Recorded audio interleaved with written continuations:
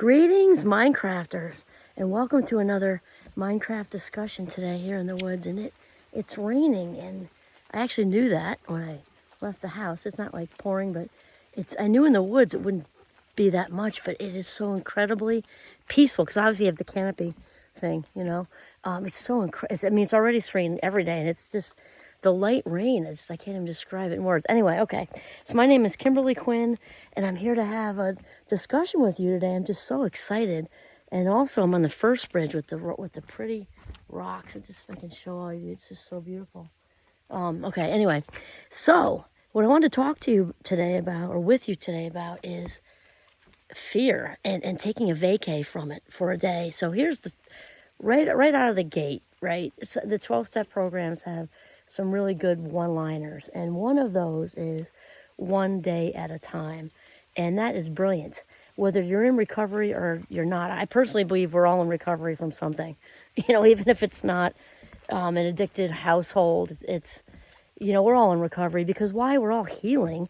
And by the time I'm a fabulous 57, by the time we reach, midlife for sure, but even way before that, we've been through stuff, right? Stuff happens, life happens. That's how we grow and change and learn how to love ourselves and other people better. Adversity obviously makes us stronger. So we're all in recovery. So there you go. So one day at a time. And most of us, no matter how tragic, how bad the thing is, with support, can somehow get through one day. And sometimes what I do is when things are, I'm sorry, such an itch on it right there. Okay, there we go.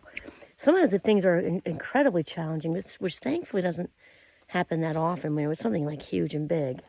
Again, more the exception, thankfully, than the rule. Then we can start our day over at any time, too. You can be, a third of the way through, half, and start over. And then start the one day at a time or the half day at a time or whatever. Okay, so that's the first thing, is to really stay with that. If you're having a fear-filled day, remember that thoughts come first and feelings come second and actions or behavior third, right? So also if we're feeling fearful, that's because we've got some big dialogue going on in the cabeza that's, rapid firing, fearful, fear-based thoughts.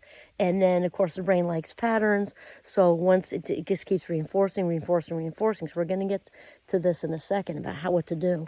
So what we're talking about with fear is an emotion, right? It can be a gut-wrenching emotion, and it can manifest in people in different ways.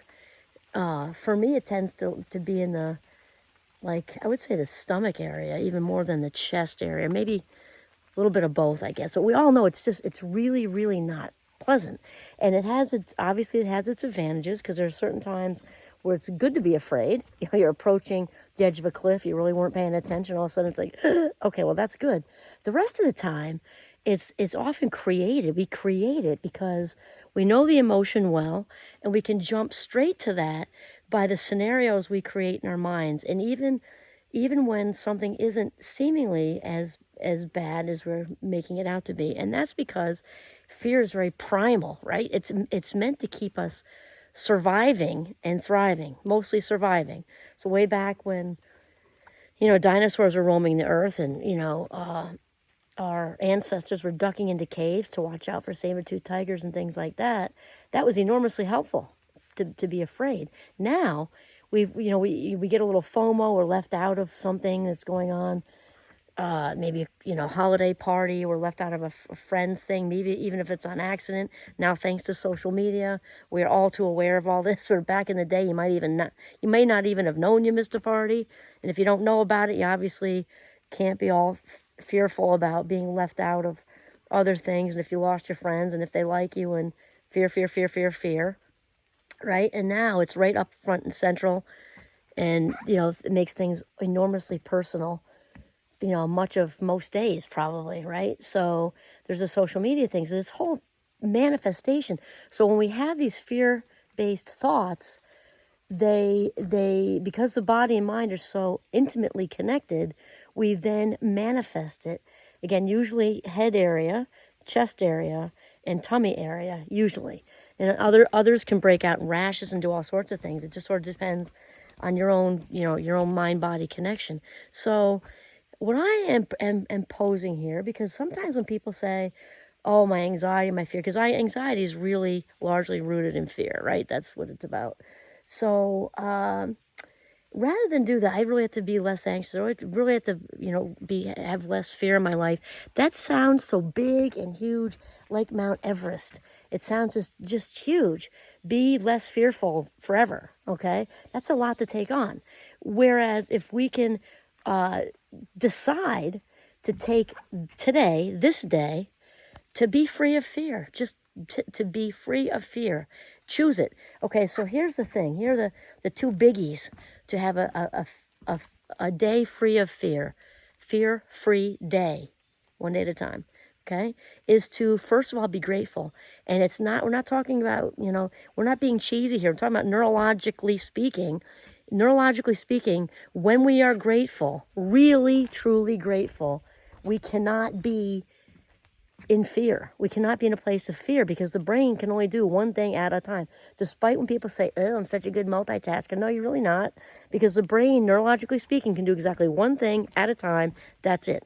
So what looks like multitasking is really just a quick shift of attention. So if we are residing in a place of gratitude, there is no fear and anxiety. It cannot happen. So just think about that. If you can really be in a grateful place for 60 seconds, if that's too much, and I'm not making light joke about that because in today's, media saturated world, our attention spans bandwidth have shrunk enormously. So if you can be grateful for 30 seconds, good. Okay, that's better than no seconds, right? So give yourself a pat on the back. I mean, really immerse in it. Try to go someplace quiet if possible, even if you have to duck into a bathroom stall. I realize I'm fortunate enough to have this woods right out my door almost. But not that isn't true for everyone. There's Central Park, which is also beautiful. I'm thinking of New York and the big, whatever other big city's version of that is. Or just duck into someplace where it's quiet and close the door. If all you've got because you're at work is the restroom, do that. Just do that and just, I'm grateful for, I'm really feeling it. It's a start to say it, but it's not enough. You got to really reside there. And what I also do, let's just say you're driving. Also not ideal. It's better to be someplace where you don't have to focus on other things. However, we also need to adjust and adapt to what our life circumstances are. So I also do this on the way. I have quite a commute. It's about an hour and 7 minutes for me to get to the wonderful Champlain College campus where I love it there. And so sometimes if I'm having a day where or sometimes I'm just saying it because I'm grateful. And this is in addition to my gratitude journal. This is just extra stuff. If I'm having a busy monkey mind day that's loaded with fear-based thoughts or just fast mind, I will start to say things out loud. I'm grateful for this. I'm grateful for that. I just keep doing it. Grateful that it's raining. Grateful that it's not raining. Grateful that I remember to bring my thermos of hot tea in the Jeep with me because I don't remember that all the time. Grateful I have my water bottle with me.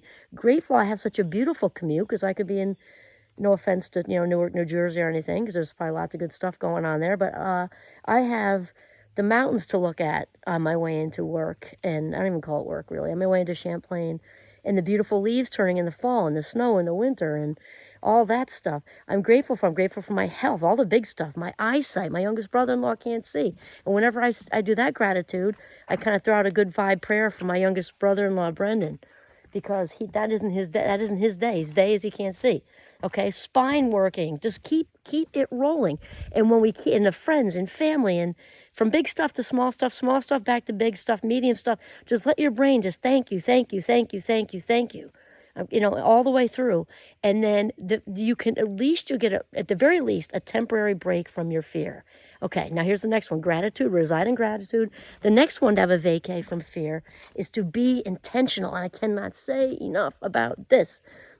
And so we kind of deactivate the amygdala, part of the limbic system, with conscious thought. I believe it's when we stimulate the cingulate. I gotta make sure that's right. But anyway, it doesn't matter. The part that's important is the deactivation of the fight or flight. That's what we're talking about. So when we engage in conscious thought, conscious anything, it takes us out of that spin in the limbic system of that fear. So think of anything that takes work for you. Like if you're used to doing Sudokus, however you say that, tomato, that isn't going to work as much.